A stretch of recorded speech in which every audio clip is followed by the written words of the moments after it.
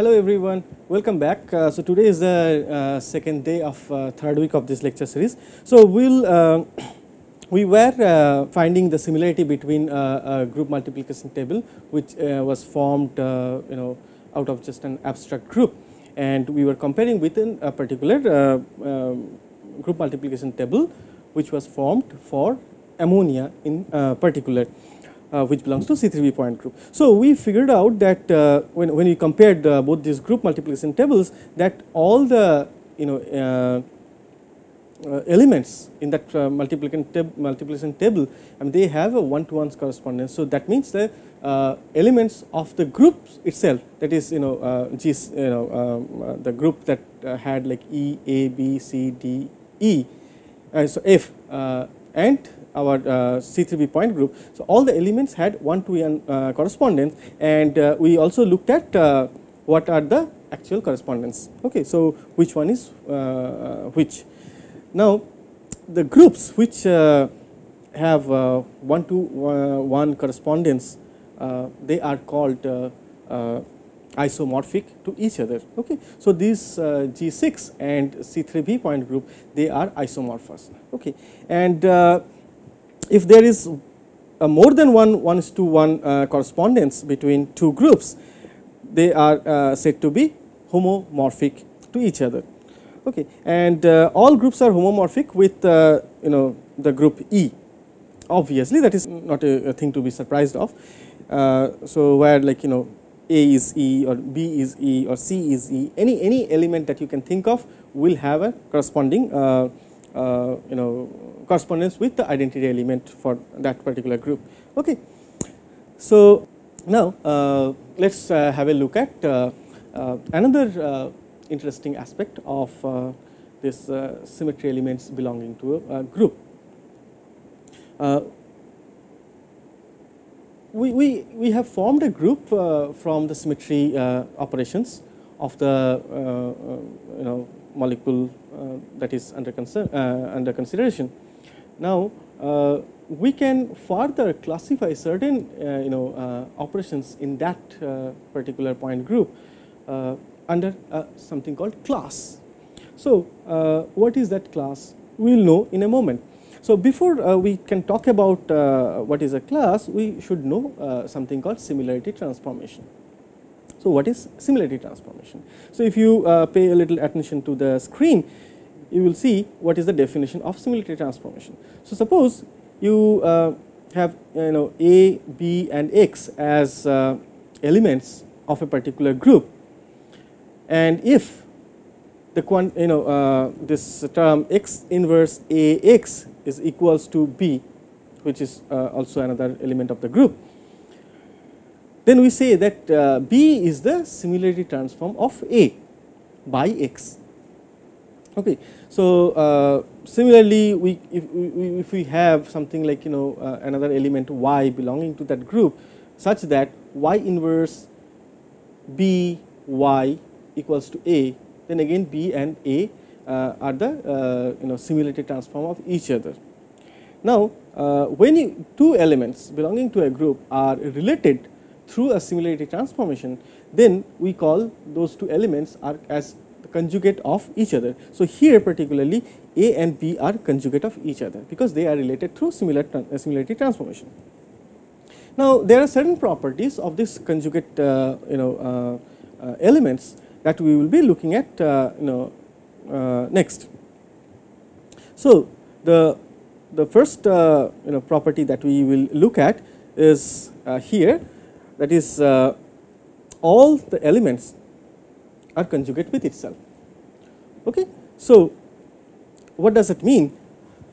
We showed that X inverse AX can be some element B. Now what this particular property that we are talking about says is that for any element A and X belonging to a particular group, then no matter what, this will always be there. Okay, that is a trivial case. Now that means any element is a conjugate of itself. because earlier we were dealing with x inverse A x equals to B, and we said that there's B and A, they are conjugate of each other, and if I can have this relation, that means that A is a conjugate to itself. Okay. Now, how do we prove that? That is very easily, it can be proved very easily. So, if I say write in this way, now if I can multiply this quantity by its own inverse, that is A inverse, then what we have for here A inverse A means identity. So, that means A inverse x inverse for this part A x. Fine. Now, what does this term mean? So, in order to find out, we can utilize another property of the elements of a particular group, which says that reciprocal of or say if I say in this way that reciprocal of a product of two or more elements of a group is the product of the reciprocals of those particular elements, but in reverse order. What does it mean mathematically is following, that if A, B and C are member of a group, then A, suppose I define a particular binary operation, then this is equals to C inverse B inverse A inverse. Okay. So, this is a property of the elements of a group. Okay. And this also can be very easily proved, like if I start with say A, B, C, I am not writing the stars anymore, but this is implied, and if I write A, B, C equals to D, and then if I multiply both the sides by this quantity, so what we have? We have C inverse B inverse A inverse followed by A, B and C equals to C inverse B inverse A inverse, right. Now, A inverse A is identity. So, identity when it is operating on this B and C, it gives B and C. So, then next I have B inverse B C. So, B and B inverse and B will give again identity, and we are left with C inverse. So, that will also ultimately give identity. So, ultimately what I have is identity equals to D. Okay. So, that means C inverse B inverse A inverse D. Now, what does it mean? That this quantity, when it is operating on D, it gives me identity. That means D is the inverse of this, correct? So, in other words, I can write D is the inverse of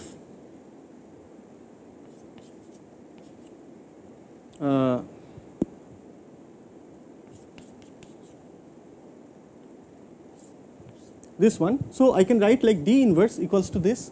So, D inverse means this ABC is D. So, that means I have A, B, C inverse equals to C inverse, B inverse, D inverse. That is what we started, we wanted to prove, right.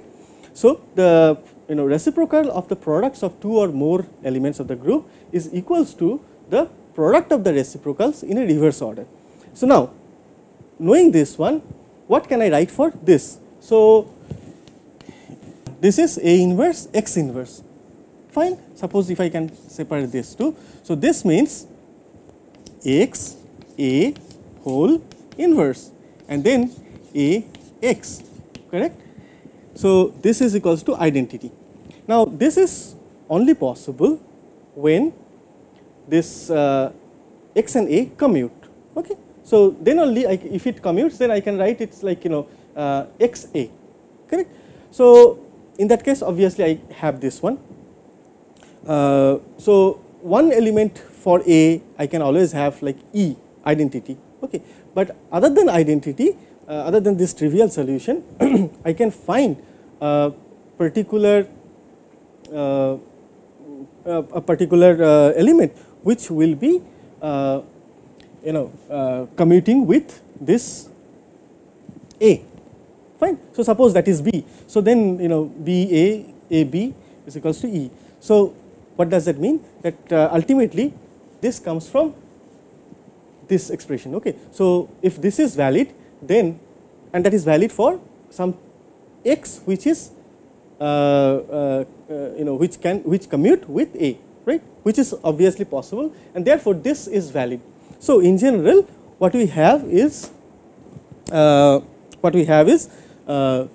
any element is conjugate to itself. Okay. Now there is another property of this conjugate elements, that is if A is conjugate to B, then B is conjugate to A. Okay. That can also be very easily proven. So what it says here, that if A equals to x inverse B x and B equals to y inverse A y in that group, then this is valid. Okay. This also can be very easily proven. Say for example, you have this, you start with A equals to x inverse B x, and you multiply in a way. Let me show you that. So we start with A equals to x inverse B x. So here A and B are conjugate. So that means B and A are also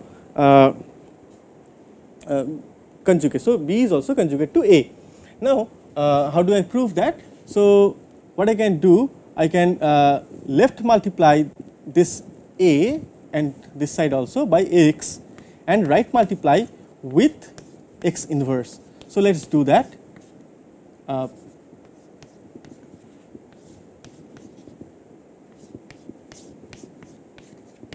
So what do we have here? This part will give identity, and this part also will give me identity. So ultimately I have B here, right? Now in this group every element will have its own unique inverse. So there will be some element y which is the inverse of x, correct? And then therefore y inverse will be x.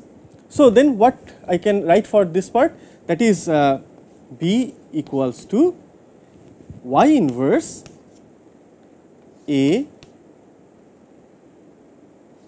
y. Okay. So then according to the law of similarity transformation, B and A are conjugate again. So we have seen that if A is conjugate to B, then B is also conjugate to A. And thirdly, if A is conjugate to B and C both together, then B and C are also conjugate. So that also can be very easily proven in the same way, and I will leave it to you. So you try it out and you prove this. Now if you take any particular group and then you perform similarity transformation on all the elements, then if you find a set which has to be a complete set. So if you find the complete set of elements which are symmetry operations here in case of point group, which are conjugate to each other, then that complete set is called a class. Okay. So this has a tremendous importance on in the applications that we are going to have in a few more classes later. Okay. So you should understand what is class, how it is formed very well. So in order to form a class, I mean one can easily verify this statement here, that the orders of all classes must be integral factors of the order of the group.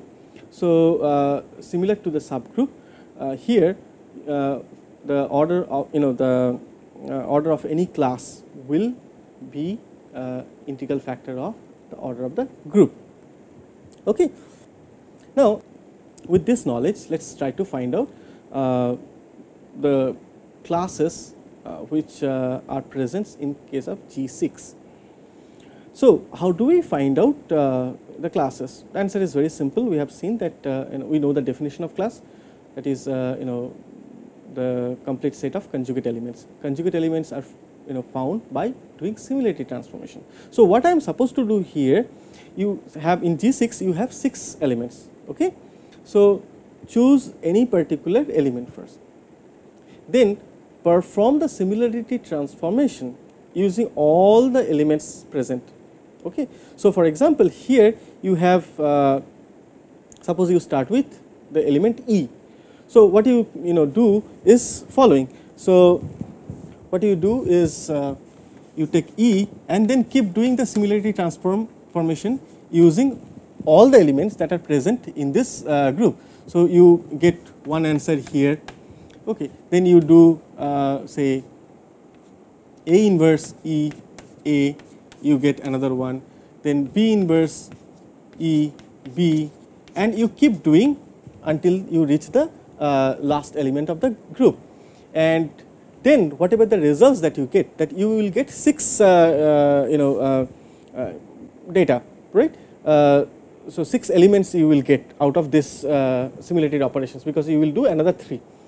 Now, out of this 6 you may have 3 different elements appearing say twice, or you may have 2 different elements appearing thrice. Okay. So, those 2 or 3 elements that you find which are coming again and again, that will form a class, and that is what exactly we are going to do. So, first what you have to find out, we will do this job for E, and you get that whatever you do, no matter what element that you are using to do this similarity transform on E, you will get back E only.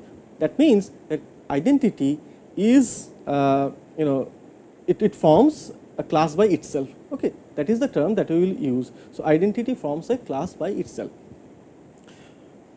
So, there are no other element in that class that identity alone forms. Now, what are the other classes in G6? So, you can do the similarity transformation on any other element. Say for example, you start with this element A, and what you get here is written. So, on A, if you do the similarity transformation, you get A twice, B twice, C twice.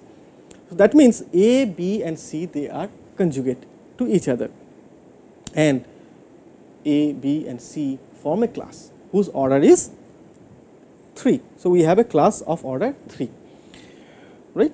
And if we, so here one thing I should mention, that once you have started operating doing the similarity transformation on one particular element, and after this exhaustive similarity operations on that particular element, you generate certain set of element.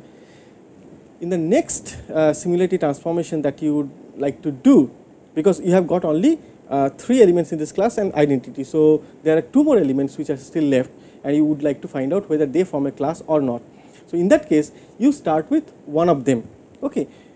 If you do a similarity transformation of any one of them, you are going to get back A, B and C, which you have already found, right. So, there is no point of doing repeating the same thing. So, you do it with say D. You could choose F as well. Okay. Both of them will give you same result. So, when you do the similarity transformation on D in the same manner, you find that D and F, they are repeated 3 times. So, what you have essentially that they form a class, because D and F are conjugate, and the order of this class is 2. Okay. Now, this example was shown on an abstract group.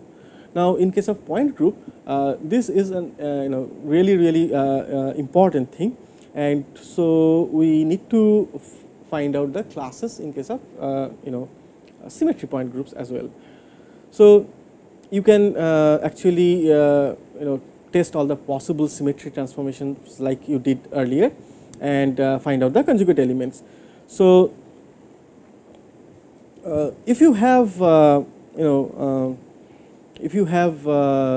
very large group, then obviously this is a tedious process to find out the classes.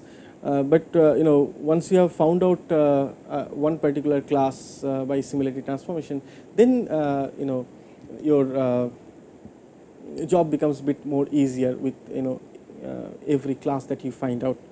Okay. Now let's try to find out the certain general rules in regarding the classes and the relation between particular symmetry operations and the kind of class that they will form. So one, we have already seen using the abstract group that identity forms a class by itself. There are certain other symmetry operations which are the elements of the point group. They can also form class by themselves. One example is identity we have already stated, and inverse and sigma H plane. Okay, it's not that any sigma. We will take an example later, and we can see that this is valid. But whenever you have a sigma H, it always forms a class by itself, and so does the inversion center. Again, any proper axis of symmetry, and if you generate the symmetry operations from that, then generally this Cnk and Cnk inverse, that is Cn minus k, they are in the same class. Okay. For each value of k, as long as there is a plane of symmetry along the Cnk axis or a perpendicular C2 to Cnk. So this is a generalized thing. So if you try out for certain point groups, then you will appreciate this general rule, and next time onwards, whenever you look at any particular point group, you do not have to do the similarity transformation all the time, because these are certain general rules that actually have been found by extensive amount of similarity transformations on a variety of point groups. So this is an acquired knowledge, and you can verify yourself, and then you can actually get rid of doing all the tedious similarity transformation in order to find the class. And similarly, you have like sigma prime and sigma double prime are in the same class when if there is an operation which moves one plane into other. Here probably something that you already know. We mentioned about the equivalent symmetry operations, right? See here exactly that's what gives you that sigma prime is a particular sigma plane. Say suppose a sigma b. Let's take an example, ammonia. Okay, so we have 3 sigma b's. You start on 1 sigma b, you apply C3, so this sigma b gets transformed into sigma b prime, and then it transforms into another sigma b. Okay, so these 3 sigma b's are equivalent. So here exactly this is being said that if you can move one of this plane into other by another symmetry operation, then those sigma planes will form a class. So knowing this, it will be very easy for you to tell that 3 sigmas in C3b point group to which ammonia belongs, they will form a class. So sigma b prime, sigma b double prime, if I can name them in that way, then these 3 sigmas will form a class. And if you look at the C3 and C3 square, and if you perform the similarity transformation, you will easily figure out that C3 and C3 square, they form a class by and identity obviously it forms a class by itself. Okay. Now one thing I will mention here, that is suppose I am talking about C3V point group to which ammonia belongs to. So how do I write all the symmetry operations? So I write E C3 C3 to say sigma V prime sigma V double prime sigma V triple prime, like this. Now once I have found out the class, I rewrite this in a way which is C3V E, and I club these two because these two forms class and this 3 form a class. So I write 2C3 and 3 sigma V. There is a specific reason for writing in this way, and there is a specific reason to form a class, because certain properties for those symmetry operations belonging to a class are same. What I mean is, like, any element belonging to the class will have the same property. So we will stop here today, and we will meet again for the following class. Till then, have a nice time.